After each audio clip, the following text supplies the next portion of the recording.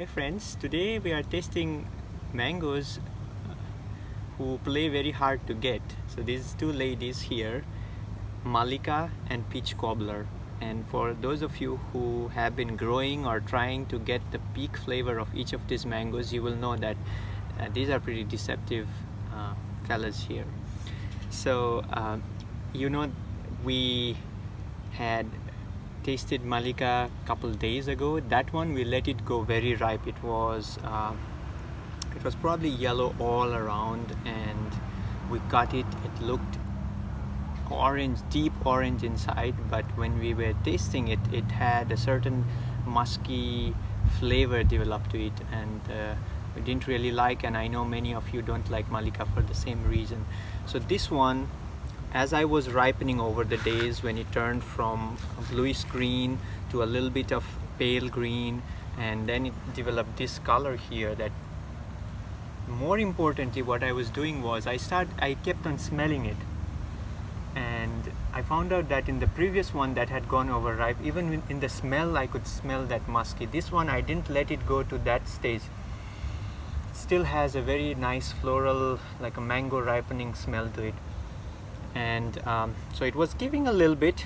I cut a little bit, and you can always do that, and it looks pretty good inside, so it doesn't look white and unripe. So I thought, okay, let's taste this and see how Mallika tastes in its different stages of ripening. Same with Peach Cobbler, doesn't change its color, so it's very difficult to get when to actually tell that it's now ready to eat, because once it's ready to eat in its peak ripeness, it can compete any of the mango varieties that are right now in the market, even Sugarloaf. So you don't want a Peach Cobbler that's not at its peak flavor and give up on this tree, give up on this mango. It was lying on the countertop, and color started to change to yellow, and it was soft and giving.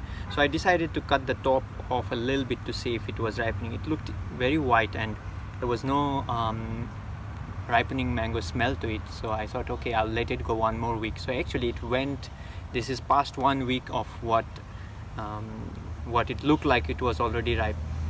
Yesterday evening it started to have a ripe mango smell to it, so I thought now it is the time. So it's very deceptive, but once you get the peak flavor of it, you will understand why we are so much going after this mango. Same thing I did. A couple days ago it was already looking very pale, and skin was wrinkling a little bit. It was giving as well. I cut a little bit at the top, and it looked still white. So I thought, okay, it's not ready. So I let it go a few more days, and then I started to smell, and it started to have a ripe mango smell to it. So I thought maybe this is a good time. Maybe it's still deceiving me, I don't know. We'll find out. So let's start with the Mallika mango first.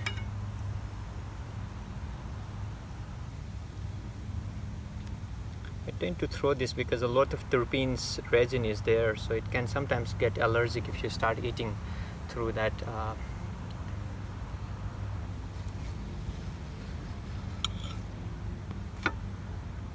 It is again deep orange, but hopefully it has not developed any musky. It smells pretty sweet. It doesn't smell that it doesn't have the muskiness to it. Let's cut it.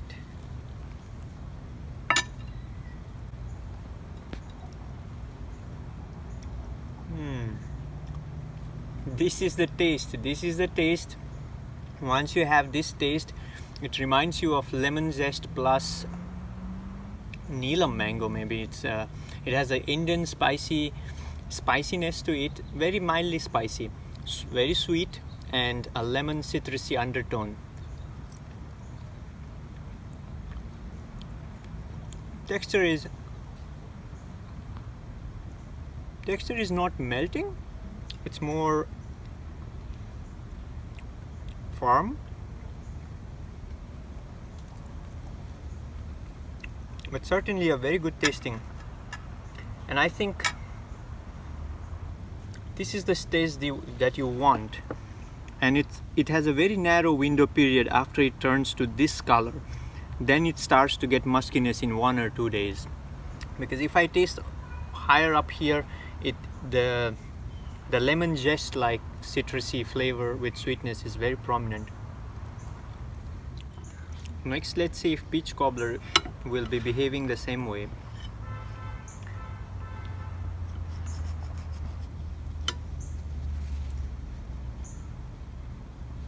Peach cobbler also, when it gets at its peak ripeness, it has deep orange color inside. So if it is still yellow, that means and you let it go so much that the skin has started to pucker, that means it will, or it may not ever get into peak ripeness. But still, let's see if it is different inside. Both sides. Yes, this here in the middle, even deeper than this, is when everything gets to this color.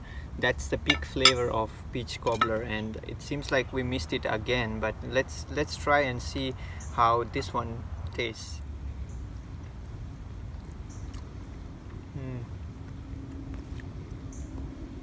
It has a tart and the sweet component, but I know peach cobbler, I have eaten it before. In our previous video we had one that was very nicely ripened. It has a strong flavor of citrus, good level of sweetness, and a classic mango flavor as well.